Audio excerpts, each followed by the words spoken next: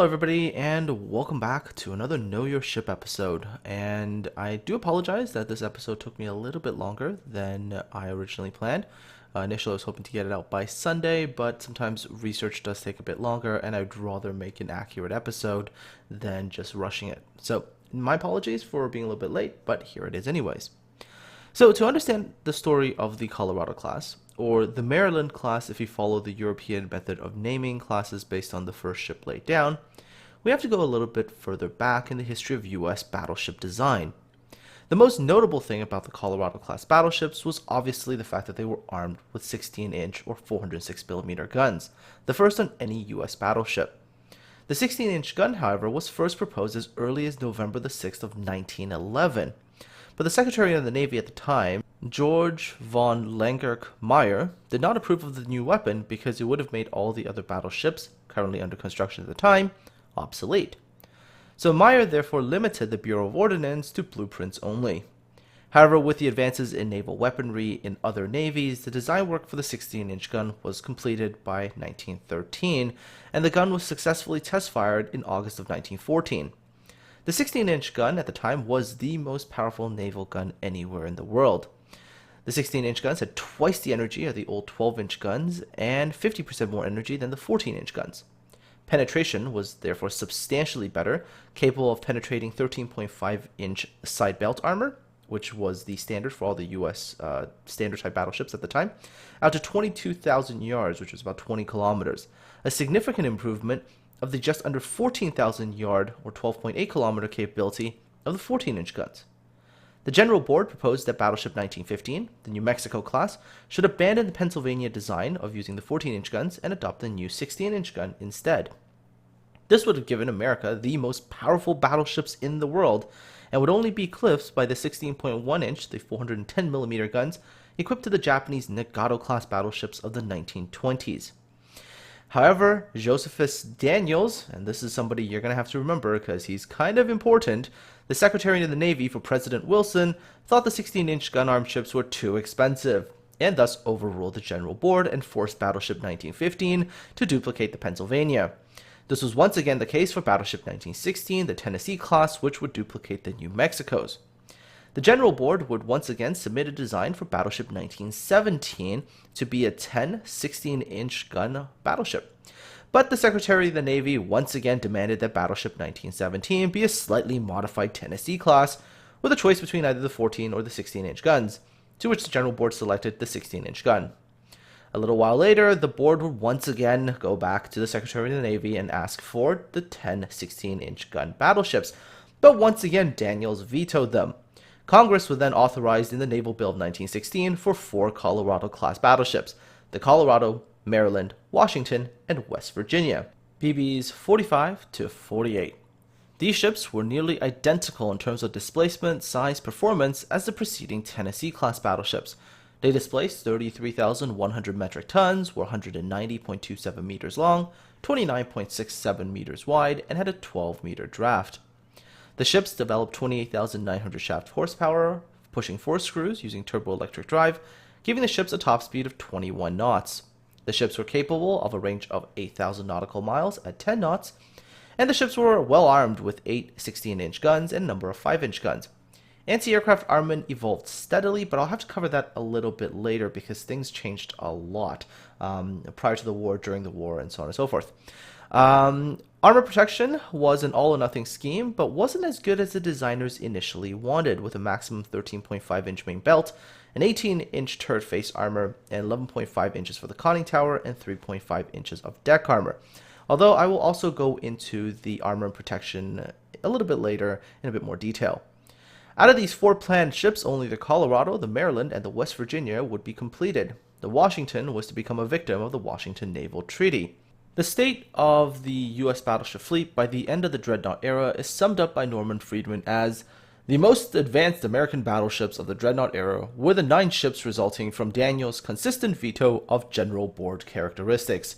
If you think about it, had it not been for the veto by the Secretary of the Navy, the U.S. Navy could have had 16-inch gun-armed battleships since the New Mexico class. Anyways, with the end of World War I and the valuable experiences gained during the Battle of Jutland would stop the US from building any more standard type battleships. The advances made in gunnery convinced US analysts that in the future, US battleships had to carry the heaviest guns, fire those guns at high angles, and required an ever-increasing amount of deck armor for protection.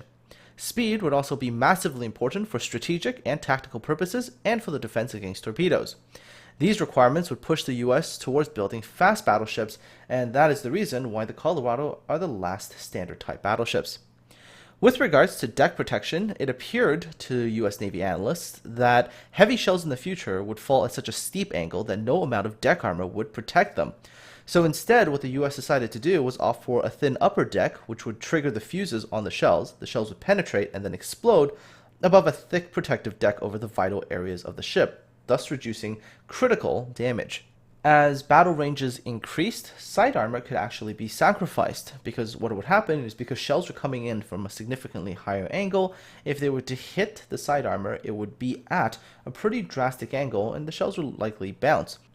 The Colorado class did, however, have a pretty elaborate multi-layered torpedo defense system. There were 5 compartments separated by armored bulkheads, an outer empty compartment, 3 filled compartments, and an inner empty compartment. Also, because the ships had turbo-electric drive, the 8 boilers were placed in separate spaces to port and starboard of the turbo-electric drive, providing another layer of protection. If shells were to penetrate the belt armor or space was to flood, it would limit damage to only the boiler space that was hit and prevent damage to turbo-electric drive, allowing the ship to continue moving. Top speed of ships also became a pretty important thing because analysis of losses found that ships with cruising speeds above 15 knots suffered negligible losses to submarine torpedo attack, while ships that were cruising around 10 knots suffered pretty substantial losses. These standard type battleships cruised around 10 knots, and so that's the reason why the US Navy would stop building standard type battleships. With the arrival of the 1920s, the Washington Naval Treaty came into effect, and the treaty limited reconstruction on ships except for the purposes of providing additional protection against air and submarine attack, up to a maximum of 3,000 tons. Alterations to side armor, caliber, the number, or the general type of mountings of main armament were forbidden. The Royal Navy, which had already modernized its battleships with increased gun elevations, were able to do it when it was still legal, and then basically had this clause put in that prevented other nations from doing the same thing. However, the Washington Naval Treaty is a legal document, and like a lot of legal documents, there are a lot of legal loopholes, which the Americans decided to exploit. So for example, reconstruction couldn't really touch guns, but it didn't say anything about fire control. So if you improve fire control, which could make long-range fire possible, there was no clear clause stating that you couldn't increase main gun elevations to take advantage of that improvement in fire control. So in order to attain parity with the British battle line, the US sought to increase main gun range with a combination of new shells, higher velocity shells in exchange for barrel life, increased elevation, and then of course Britain cried foul and started to accuse the Americans of violating the reconstruction clause and claimed that Britain did not really increase the elevation of their main guns. America, wanting to avoid starting a brand new naval arms race with Great Britain, stopped work on improving the range of their guns.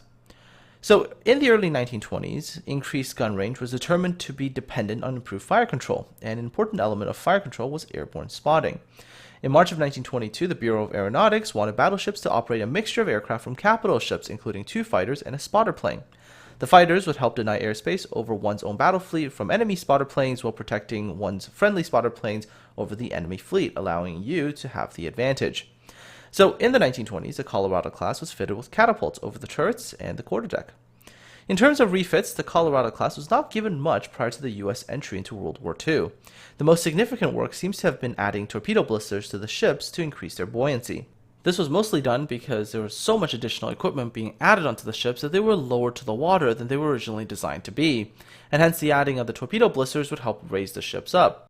Out of the 3 Colorado-class battleships, only the Maryland got her torpedo blisters before Pearl Harbor.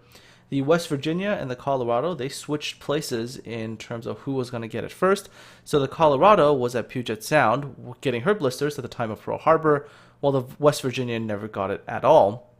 At the time of Pearl Harbor, most of the battleships in the Colorado class, and actually most of the US standard type battleships at the time, had really poor AA weaponry, consisting of some 3-inch guns, some 5-inch guns, some 50 caliber machine guns, and 1.1-inch AA guns only on the Maryland. Most of the ships at Pearl Harbor also provided no splinter protection for the AA gun crews, so they were very vulnerable to getting strafed by airplanes. Some protection in the form of gun shields were eventually provided during subsequent minor refits. In the opening months of the U.S. entry into World War II, the Colorado and Maryland received very little changes. There was radar added, some splinter protection, and AA was quickly thrown on. The West Virginia, which suffered significant damage during the attack on Pearl Harbor, had to be fully reconstructed and would only make it back late in World War II. The rear cage masts on the Colorado class restricted AA fire, so eventually in January of 1942, the Chief of Naval Operations ordered the fabrication of brand new masts for the Colorado and the Maryland. However, because the ships were super valuable and couldn't be taken out of service, the completed masts were just put into storage and weren't fitted until really late on in the war. The ship's companies, in an attempt to deal with this issue, cut down the rear cage mast to the searchlight level and mounted light machine guns on it. Through 1942 and 1943, the Colorado and the Maryland went through an ever-changing amount of light AA weapons. In 1944, the remaining bits of the cage mast was finally removed and replaced with the main mast constructed in 1942. In 1944, the Colorado and Maryland were both equipped with large numbers of quad 40mm and 20mm guns, and also new fire control directors. The Colorado was equipped with dual-purpose single 5-inch 38s with gun shields, while the Maryland, which was initially equipped the same way as the Colorado, would eventually be refitted in the same setup as the West Virginia with the 8 dual 5-inch 38s. The Maryland, with her dual 5-inch 38s, would not make it in time before the surrender of Japan.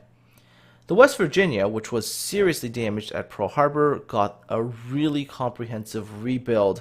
Her superstructure was changed. She was initially equipped with the 8 dual 5-inch 38s, and she had radar installed, and it was basically, when she came back out, a brand new battleship. In terms of active wartime service, the battleships of the Colorado class was active throughout America's involvement in the Second World War in the Pacific Theater, participating in many surface bombardment missions in support of amphibious landings in the Gilbert and Marshall Islands, Mariana and the Palau Islands, Luzon, Okinawa, Tarawa, the Battle of Peleliu, the Philippines campaign, Iwo Jima, and Okinawa. However, the two most notable events involving the Colorado class during the Second World War was the Japanese attack on Pearl Harbor and the Battle of the Surigao Strait. Two of the Colorado class ships, the Maryland and West Virginia, were in Pearl Harbor in Battleship Row on the 7th of December 1941. The battleship Maryland was inboard at F5 with the Oklahoma outboard of her. The West Virginia was outboard of the Tennessee at F6. The Japanese attack arrived just before 8 a.m. Hawaii time. 183 aircraft comprised of 99 Kates, 49 of those armed with 800-kilogram armor-piercing bombs, and 40 armed with Type 91 torpedoes. 51 Val dive bombers armed with 249-kilogram general-purpose bombs, and 43 Zero fighters for strafing. The Kates were focused on attacking battleships and aircraft carriers, and since the aircraft carriers were not present, they focused all their attacks on the battleships. The Vals, which struggled to locate their targets, also targeted many of their bombs at the battleships. Maryland, which was inboard of the Oklahoma, took no torpedoes, but did suffer 2 armor-piercing bomb hits, one of which did lead to pretty considerable flooding. However, because the Maryland took no torpedoes, she was not holed below the waterline. The Oklahoma, however, wasn't so lucky. She took 4 torpedoes and capsized.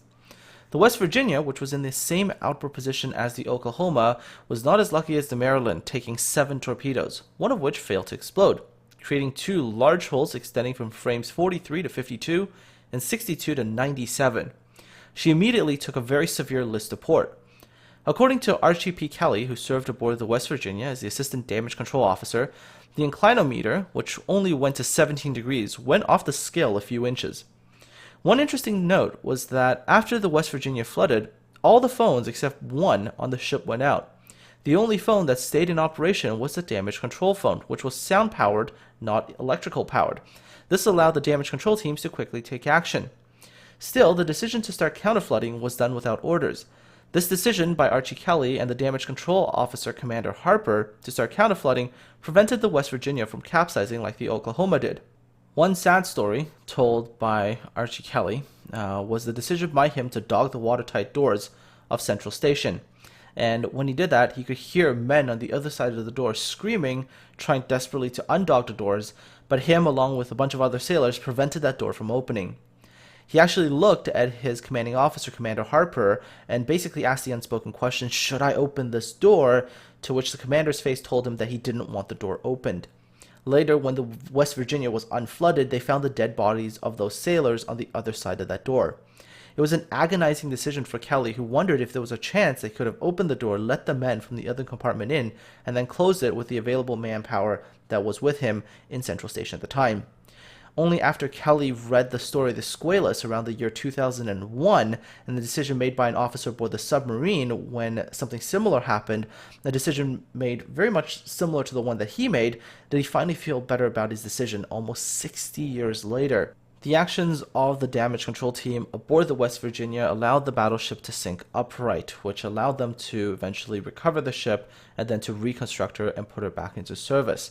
Maryland, which didn't take a lot of damage, was quickly patched up, sent for repairs, and would be ready for service by the end of 1941. The next action, and one of the most famous naval actions of the Second World War, involved two ships of the Colorado class, the Maryland and the West Virginia. And this was the Battle of the Surigao Strait, which occurred on the 25th of October, 1944. The Japanese Southern Force, under the command of Vice Admiral Shoji Nishimura, started out with the battleships Yamashiro and Fuso, the cruiser Mogami, and 4 destroyers. But by the time they ran into Rear Admiral Jesse Oldendorf's 7th Fleet Support Force, made up of 6 battleships, 4 heavy cruisers, 4 light cruisers, 28 destroyers, and 39 PT boats, there was only the Yamashiro, Mogami, and 1 destroyer left, the rest having been sunk or heavily damaged by destroyer attacks. Out of Oldendorf's 6 battleships, 2 of them were of the Colorado class, the newly reconstructed West Virginia and the Maryland. The Colorado herself missed this action as she would be under repair until November for 22 shell hits she took from Japanese shore batteries during the bombardment of Tinian on the 24th of July. The West Virginia, which was equipped with the latest Mark 8 fire control radar, achieved a firing solution on the Yamashiro at 0353 and opened fire with 8 16-inch shells at the range of 22,800 yards. West Virginia's first salvo hit the Yamashiro and went on to fire a total of 93 shells. The Maryland, in the same engagement, did not have such an advanced firing radar and only reached a firing solution by visually ranging in on the splashes of the other battleship's shells. Finally, the Maryland opened up as well, firing a total of 48 16-inch shells. The Yamashiro and the Mogami were both crippled by fire from Oldendorf's ships. Yamashiro would sink at 0420 with Vice Admiral Nishimura still on board. Mogami and the destroyer Shigure would manage to retreat south down the strait. The Battle of the Surigao Strait was one of 2 battleship-on-battleship engagements in the entire Pacific campaign of World War II, and the last gun battle between battleships in history. The West Virginia was present on the 2nd of September 1945 for the formal surrender of Japan and the end of the Second World War.